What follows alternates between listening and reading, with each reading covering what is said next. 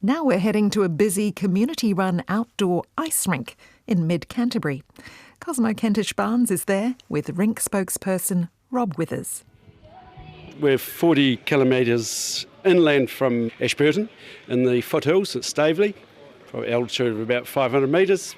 And how would you describe the scenery around the rink? Right, well, we're in the original situation where the old rink was first made, and we're surrounded by native bush. It's basically black beech and all the other native bush that goes with it. We get a great look up into Mount Somers, which is our main mountain in the district here, and it's a beautiful spot. What's the history of this rink? Who first built it and who owns this land? So the land now is owned by the Staveley Hall Society, which is the umbrella for all of this and for the curling as well, and the Staveley Hall.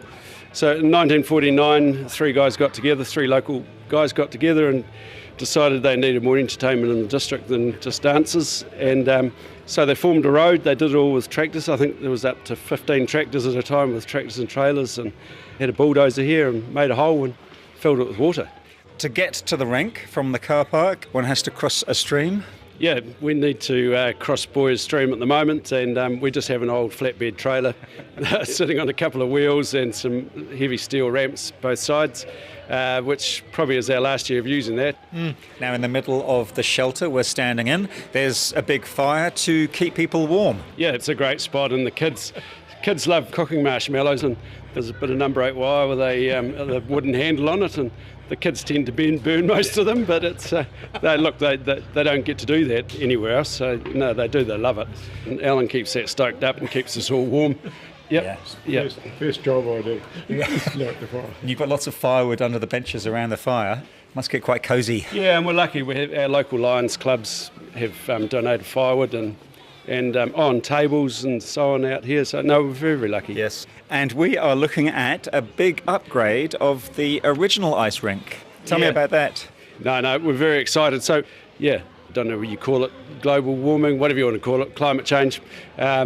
We've had successive years of not skating, and so we had to do something. So we've gone for a refrigerated or assisted rink. And this is an Olympic ice hockey-sized rink. It's quite big. Yep, so it's big enough to accommodate a proper game of hockey. So, in fact, on a Monday afternoon after school, we've got 20 children getting coached for ice hockey, which is going to start next week. So we've got quite a program. We've got Monday doing that. We've got Tuesday and Thursday as the Windwhistle Curling Club's outings from 1 to 5. On a Thursday night now, we've got a league running. It's a business house league, and so there's 8 teams of 4. So there's 32 people curling here on a Thursday night. You've got a local league? Yeah. Bit of a shout out to Ben Streeter, who organised that for us. He did a really good job. He's the secretary of the Windwhistle Curling Club. And on a Friday it's a learn to curl night, and on a Wednesday night is skating, and then we've got Saturday afternoon, a Saturday night skating, and then a Sunday afternoon skating. And it's pretty special coming at night time. We've got fairy lights running from the car park to the rink, and then we've got very, very good outdoor lights. When did the new rink open here? So this rink opened the 1st of July last year. The enormity of it was that we had volunteers that did 4,000 hours of community work for us, and from all walks of life, but a lot of them were local farmers, and we were very, very lucky, and the donations were extremely generous. We raised $750 through local donations. $750 through local donations. $750,000? Personal and business. Crikey, that's a lot of money. Another $750 through grants. It cost us about $1.4 million. So a long-term huge, and investment. We started debt-free, so look, it was an incredible project. And I have to say, it's not very expensive to come and skate here. What is it, $10 to come in and $5 to hire skates? It's very cheap, isn't it? No, well, that was our aim. Our aim was to provide a winter sport for everybody. And look, we're lucky we've got volunteers, so that keeps the labour costs down, and we need to cater for families, and that's what we're doing, and community and families. And I think just looking out there now, you can see people are very happy about what's happening. How many people do you think are here right now? I'd say there's 150, Alan, wouldn't you? There'd be at least 150. It's a good crowd, yeah. And how important is the money you get from the rink for the local community? That's a very important part for us. So we don't really know how much we're going to earn, but it's reasonably good. But we have a hall that was built in 1892, and it's got a roof that's looking very, very sad, and trusses that aren't looking so good either. So we've got that project. We've got a bridge that we're going to build within the next 2 or 3 months, which will come over Boyers Stream. And then we're probably going to build a hire centre here rather than working out of containers. I may interrupt, Rob. I'm Jo from Burnside Park Tennis Club. I've come to see what you guys did with our turf. All right. So, yeah, Joe's here from Burnside Tennis Club. And so my brother fortuitously drove past the Burnside courts and saw they were renewing their tennis courts. And I'd said to him a long time ago that I thought probably the best option was to put AstroTurf down over our shingle, stop all the muck and stones going onto the rink. And as Joe says, we ended up getting there. They gave it to us. Yeah, so we were refurbishing our AstroTurfs and we had to get rid of the old stuff, and it was going to cost us $11,000 to dump it. So sustainability wise, I put it out to the community to say this is all for free, and Rob gave us a call and we organised it with him to come and collect it all. So it's got a new lease on life and will be here for another 20, 30 years or so. And it's covering the area between the skate hire container and this shed here where the fireplace is. And this is the first time you've seen it? Yeah, I came down just for the day, just to have a look, because I knew that the rink had opened now. So I thought, come and have a look, take some photos and take it back to my club and show them what community networking is all about. Spread the word. Yeah. Now, Alan, you are the ice manager, is that right? That's right, yes. So yes. What does your work involve? Mostly, initially, making the ice to start with at the beginning of the year, which we do.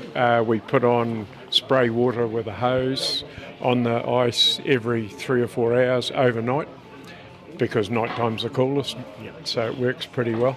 Yeah. And then do you have a machine that you smooth it over with? Yes. Partway through the season last year, we imported a machine from Canada that's behind a tractor, and that grooms the ice. It's got a blade underneath, scrapes all the ice clean, and then we fill the machine with hot water and drag a towel around and spread hot water on the ice. And that just makes it perfectly smooth. And that leaves a perfectly smooth surface. It must look amazing before anyone starts skating in the morning. Oh, yes, it does.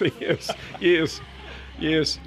How did you become the ice manager here? What's your background? My background is farming, nothing to do with ice whatsoever. I was at a hall committee meeting.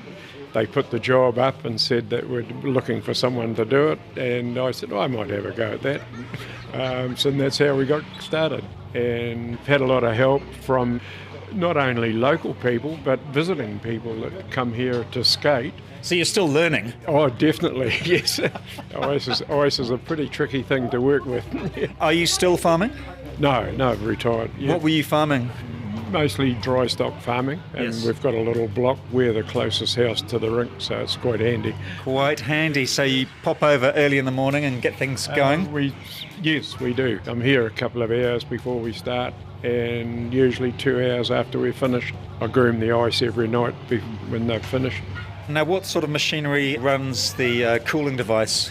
There's 5 compressors in there. In the container? Yes, which is all monitored with computers. So they automatically start up and automatically stop off at minus 0.5. So it's quite high-tech machinery. Oh, very. Above my head.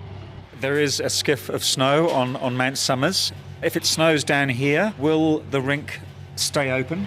As soon as we get the snow off, it'll be open, and it won't take us too long to do it. Yeah. So people could ice skate here in the snow? Yes. And lovely. They'll play in the snow, I know that. Well, the fire is cranking beside us. I don't know if our listeners can hear it, but will that keep going till night time? Yes. We skate until 9 o'clock tonight, so the fire will be going till then. Phoebe, where are you from? I am originally from Invercargill, but I've spent most of my life up in the North Island. Yes. Yeah. What do you love about this ice rink? I like that people are very supportive. There's a lot of other people who have just begun ice skating as well. So I'm not alone. Yeah. Yeah, I've had a quick go, and I think I'm probably the worst ice skater here.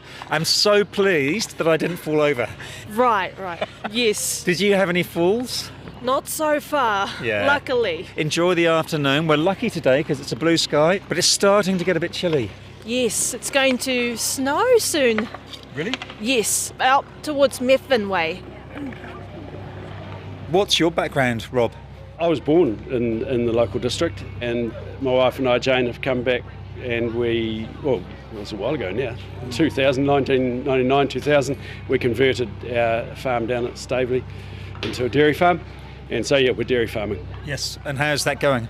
Well, I'd prefer to be dairy farming than sheep and beef at the moment. Yeah. I feel very, very sorry for them at the moment. Like, there's a tough old road, and we've got a lot of friends who are sheep and beef, and they're hurting, but they just got to stick to it. It'll come right. Have you been encouraging local farmers to come down here and do a bit of curling or skating? Yes, well, we try and book a night once a month that we'll have a community night, and we can get local farmers down, or anyone from our community, and we come down here and we have a barbecue and a few beers and get the fire going, and we just open the shed up for them to use the curl stones and skates, and there's no charge to it. It's just a good thing to do. Just to get everyone together? Yeah, and it's a payback for our community who have put so much into this. But yeah, we were lucky as kids, our family, we were lucky. My father was a skater and he taught us to skate, and yeah, we just wanted to keep it going.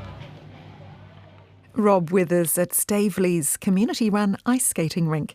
Cosmo was also talking to Iceman Alan Lowen, Joe from Burnside Park Tennis Club, and Phoebe, a visiting skater.